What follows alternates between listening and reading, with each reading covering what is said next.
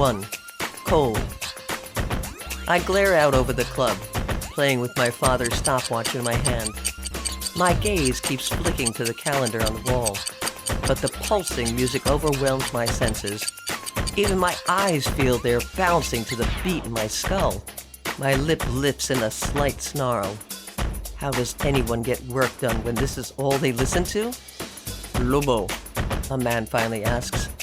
He's 30 minutes late to our meeting. I can't forgive that kind of tardiness. Turning slowly, I drink in the man. He's older, and his hair is thinning, while his lips are thin. He also has that kind of constantly moist look, made worse by the fact he's sweating. You're late, I say without looking at my watch. Well, timing can be difficult, you understand, Mr. Lobo, he says, wringing his hands out. You're late tonight, late on my payment. A shame, since you'd be a good man to keep around. I continue my voice soft, despite how harsh it is. That's not a nice joke, Lobo. All I have to do is call for men and... You won't, I answer, or I'll burn this entire club down just to enjoy the view. Do you think the colored lights will dance in the smoke? That people will scream louder than the music? I notice you keep all the secondary entrances locked, barred even.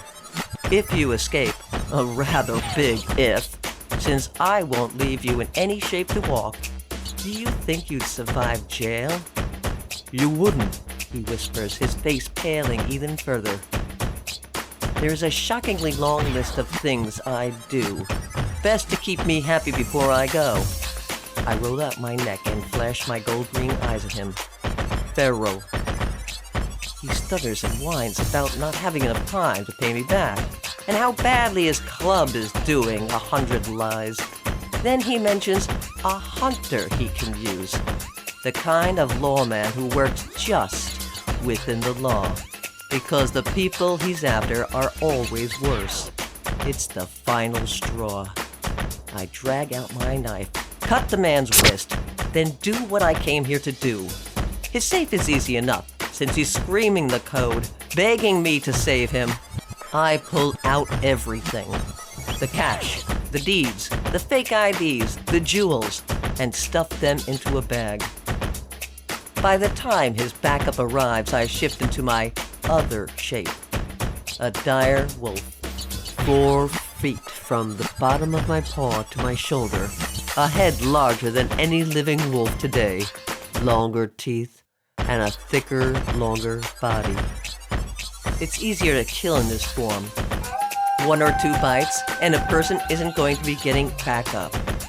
Not to mention my hide is tough enough to handle most bullets without problem. I easily set fire to cover my tracks and head out through one of the windows, my claws catching on the fire escape on the next building to slow myself before I land in one of the many puddles formed by the rain. People start screaming and running from the building, coughing and yelling, "Fire!" again and again as I start to trot away. Red catches my eyes. A girl with wine red hair and a shimmering, slightly lighter red dress drops out of the same window I did. She clings to the fire escape on that side of the building until she coughs. I watch her descend, adjust the bag around me, and sink deeper into the shadows. When it comes time for her to drop from the fire escape to the ground, she stares for a long moment. She hisses out a curse, shakes the ladder to try and get it to drop, then rolls her eyes and does her best. The second she drops, she yells and kicks off one shoe. She coughs again and tries to drag herself away from the window as it shatters, raining glittering, deadly sharp pieces of glass down. Something in me is drawn to her, won't let me leave her when I can tell she can't move. A man pulls himself from the shadows and comments on what a sweet little thing she is. She kicks him in the balls with her good foot and snarls, "I'm not sweet." "You will be once I take care of you the right way, Red. You'll purr for me," he promises despite gripping his balls with one hand. He grabs her ankle, and the red of her hair clouds my vision. Heat and hunger rip through me, and I know just how to satisfy it. I throw myself at the man and tear him into pieces, welcoming his screams until he's little more than another puddle on the ground. Turning, I find the girl on the ground, somewhere between consciousness and dreaming. Releasing a howl, I walk to her, then gently bite her wrist, guiding her over my back.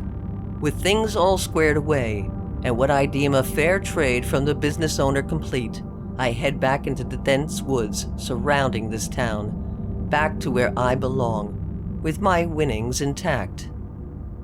Thanks to his failure to pay, I'll be able to take care of myself for months.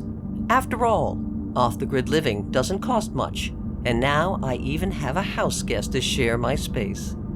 The girl's hair tickles the fur on my neck as I weave through the dense forest to my home. By the time she wakes up, she'll be comfortable. She'll see the gentleman air I can project with ease.